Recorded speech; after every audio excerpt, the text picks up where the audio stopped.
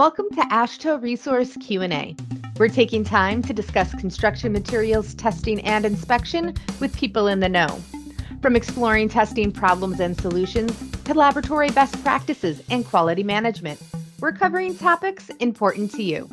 Welcome to AASHTO Resource Q&A. I'm Kim Swanson. We are without Brian Johnson today, but with me today is AASHTO Accreditation Program Manager Amy Reed. Welcome back to the podcast, Amy.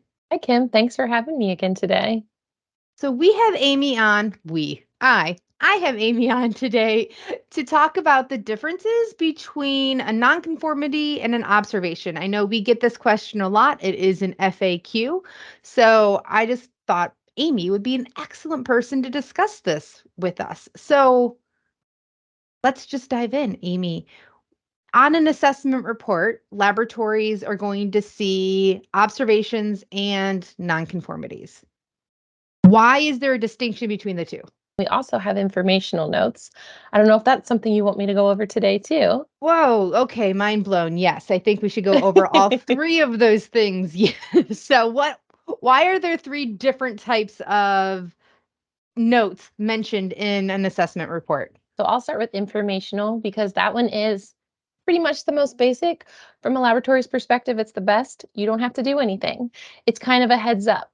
So we may include an informational note in your report if there's some changes coming to a standard like R18 or the app procedures manual.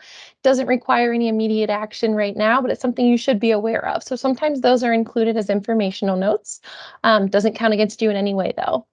Next would be observations, and those are things that were found to be a technical error or deficiency during your assessment, but we've determined that we think those are minor enough that you can correct those on your own before your next assessment. So you still do have to take corrective action on them. You just don't have to upload it online to resolve the nonconformity. And then nonconformities, that's what everyone always is worried about. What is going to happen if I have a nonconformity? So they do happen, unfortunately. It's a great learning experience for your laboratory, but those are something that you need to address with your quality analyst. Once your final report is issued, you'll actually upload evidence that you resolve that nonconformity, and all of your nonconformities will have to be resolved before your accreditation continues satisfactorily. I like to visualize things. What I just heard was that with the three different types of notes that will be on an assessment report, you can kind of think of them as like a green light, yellow light, red light sort of thing. So the green light is the informational, where it's just proceed as is, no worries. Where the yellow light would be the observation, and that is more of a you have to do something, but it's not like major. And then with the red light would be the nonconformity, and that is definitely you have to stop and pay attention to what that note says. So I guess let's dive into observations a little bit more. So most things are a nonconformity. There are not many things that are considered an observation, but it's going to be something that isn't going to affect a laboratory's ability to perform testing and get accurate results. Maybe a minor overall organizational failure, such as you missed an interval. So your interval for checking your balances is 12 months and you went 18 months. They were current during your assessment, but you don't really have a way to go backwards and fix where you missed that interval in the past. So we think as long as you have a corrective action you keep on file yourself that says, hey, this is what went wrong, we're going to do this to make sure that interval isn't missed in the future, that's probably satisfactory. Not something you have to submit to your quality analyst since it was current during the assessment. But if that happens again during your next assessment, then it's a much bigger problem. Okay, so the issue is if you have an observation in one assessment and then your corrective action either didn't happen or wasn't effective, so you have a repeat, the next assessor observes the same thing at the follow-up assessment, then can it become a nonconformity or will it stay an observation? Two observations become a nonconformity automatically, and they don't have to be identical. So say one of your technicians was missing the interval for retraining for soil standards this time, And next time a different technician's interval was missed for aggregate standards. It's not the same technician, it's not the identical test, but it's the same problem. So that's still going to count as a repeat. It's still going to turn into a nonconformity because the laboratory wasn't able to address the bigger issue of why these intervals are being missed. That's, I think, a great point. I didn't even know that it can be just similar enough and it's the same root cause, so to speak, or the same systemic issue that then can turn it into a nonconformity, whether when it once was an observation. Yeah, it's really good to remember that. I know labs are happy when they get an observation, but you should take it just as seriously as a nonconformity. There's still action that needs to be done on your end. And you really don't want a report that says, this is the second time this was brought up to your laboratory and it still hasn't been resolved. So, another thing to think about, and Kim, you've probably heard this before on podcasts, but it's always great to look at your previous report before your assessment to make sure you have corrected everything and it's in place so you don't get those repeat nonconformities. Yes, I think that is a good reminder. And it has been a minute since I've heard that on the podcast, but I have heard it. So I think that's a good reminder for our listeners to review your previous assessment reports to make sure that you don't repeat any of those or that your corrective actions were actually effective. Absolutely. So when it comes to nonconformities, what are the basic types of nonconformities that a laboratory will see in their assessment report? So we kind of categorize them into three main categories. And from there, they branch out a little bit. But we're going to have equipment nonconformities, procedural nonconformities, and then also nonconformities related to quality management system policies or procedures. And I do know from the podcast that each type of nonconformity requires submitting different documentation or different evidence of correction for your quality analyst. So for a procedural type nonconformity, what is a quality analyst looking for from the laboratory to show that that's been resolved? So this one is usually the most straightforward, and it's just a confirmation from the laboratory. They need to submit evidence that whoever performed that testing during the assessment has been retrained and knows the proper procedures to perform it. They've been observed performing it correctly, and that will hopefully not be an issue going forward for them. All right, for a nonconformity based around equipment, what type of documentation or corrective action kind of things are the quality analysts looking for from a laboratory? So if a piece of equipment just needs to be fixed and you're not purchasing new equipment, you would submit some kind of explanation of how it was fixed, if any pieces or parts were purchased, or if you had to do a work order and someone came in and fixed it, you would submit that for evidence. As a reminder, anytime equipment is damaged and it's put back into service, it does need to be recalibrated or standardized or checked again. If the laboratory, the equipment's at the point where it's broken and new equipment needs to be ordered, we do require an updated inventory list that includes that new equipment. We require a packing slip for the equipment showing that it has actually arrived in the laboratory versus just an email confirmation that it was ordered. Because we all know things happen with shipping or orders get canceled sometimes. So we require it to be in the laboratory.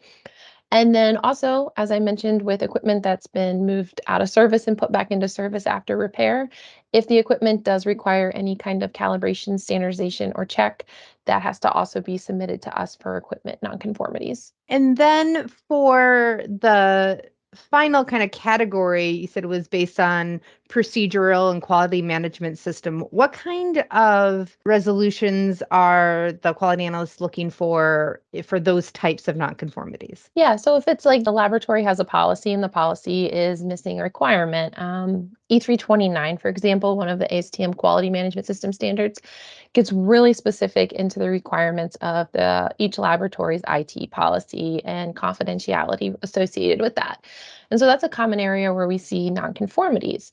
To resolve that, a laboratory would just submit a more detailed procedure explaining how their lab handles all of those individual requirements in E329.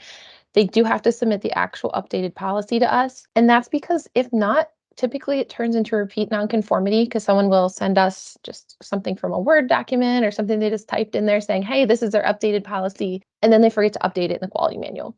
So we need the actual page from the quality manual or the entire quality manual with the laboratory then saying, hey, you can find this on page 27. And that's just to make sure it's actually been implemented into the quality manual. And then If it is related to a document from the quality manual that's missing, we would require that document. For instance, if your internal audit was missing a review of low proficiency sample scores, we would require an updated internal audit that includes a review of those, along with everything that was on your previous annual review too. Okay. Now, speaking of internal audits, I am kind of familiar with some of these terms just based on our internal audits that we had. So, for laboratories that are doing their own internal audits, do they need to use the language of observation and nonconformity, or is that up to them? Absolutely up to each laboratory. We don't want to say this is your quality manual, this is your quality management system, this is what you have to say. Instead, R18 at procedures manual gives you a guideline of what your laboratory should be doing. And then from there, you put in terminology, documentation that works for you. Because if we're just handing something as the accreditation program to you, it's likely it doesn't work for every laboratory. So it's really important that each lab customizes that to what works for them.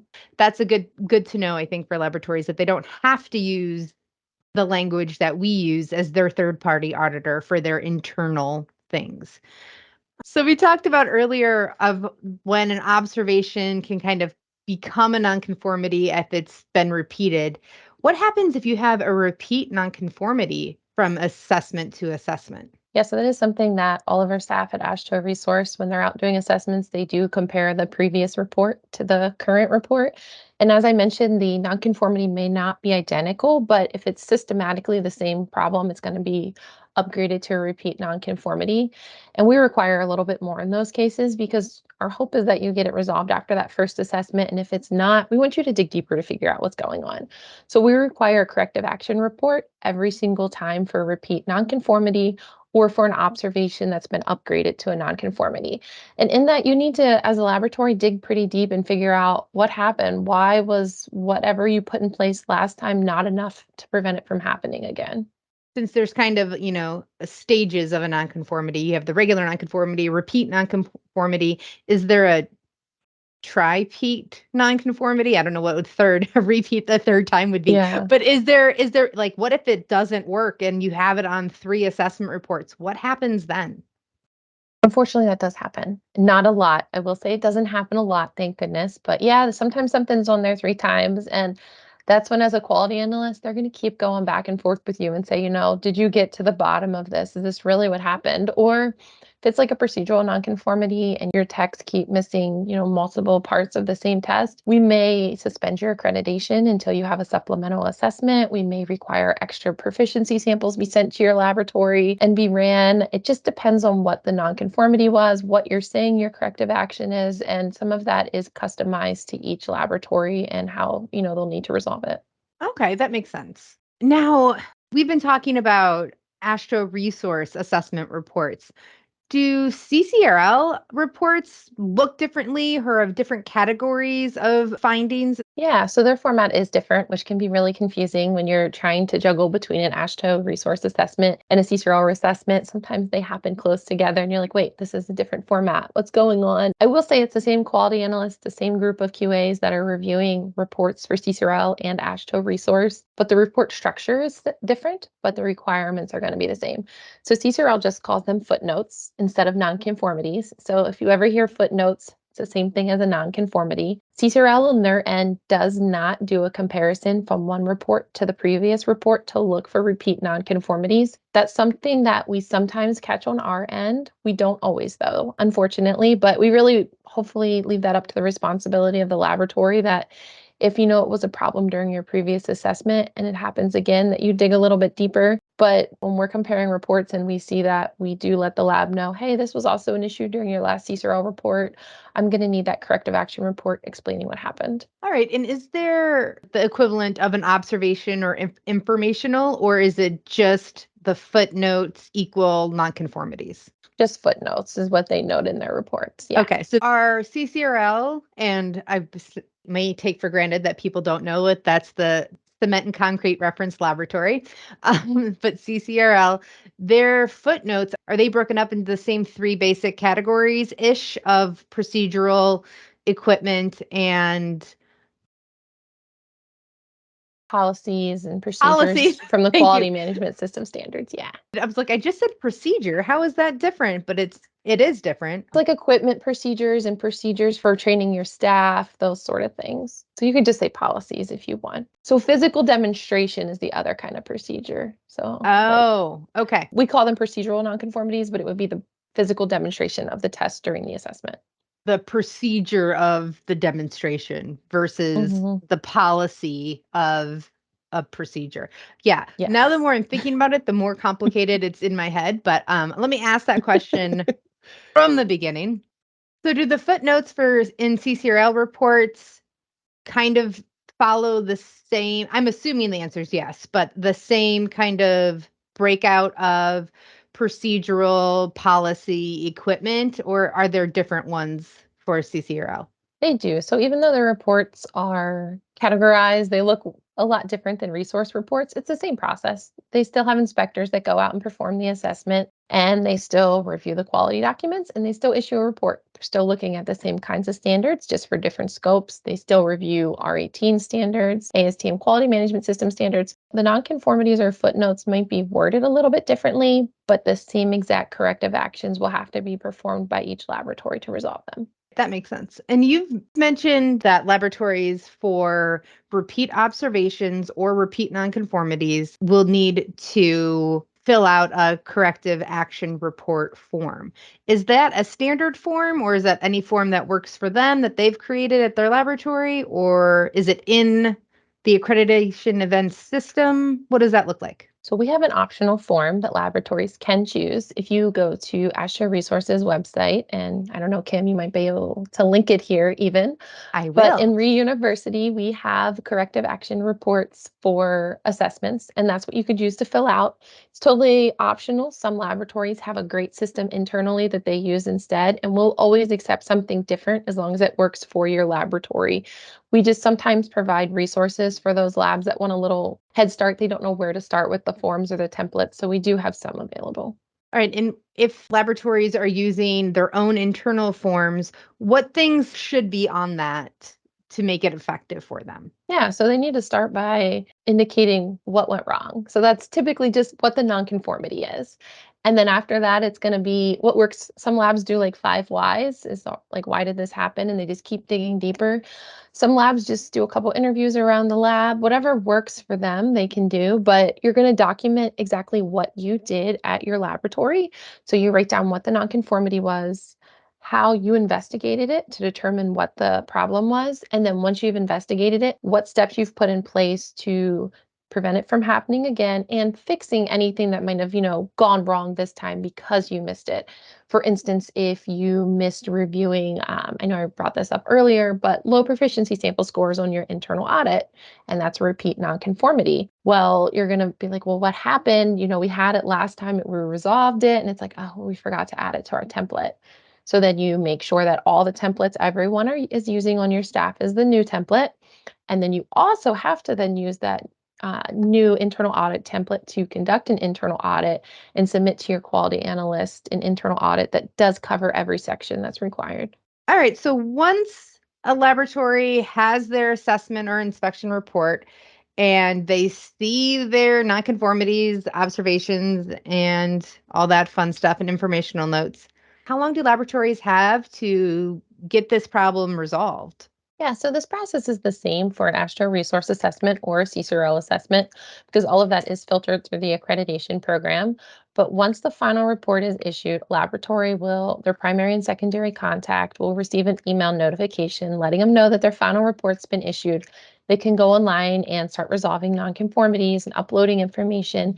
And it also gives them a 60-day deadline. A few years ago, that used to be 90 days. And we found that most of our customers waited till around day 88 to 90 to start submitting. And really, what happened during your assessment isn't fresh in your mind at that point. It's important that you start that process sooner to figure out what happened.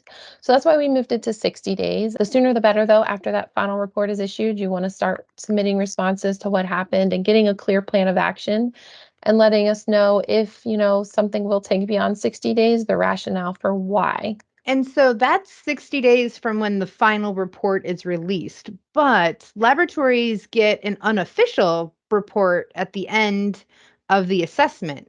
That's correct, right? That is correct. And that time can vary. So laboratories, regardless of who their assessment was through, they'll get that unofficial preliminary report after their assessment. And then they'll receive the notification once the final report's issued.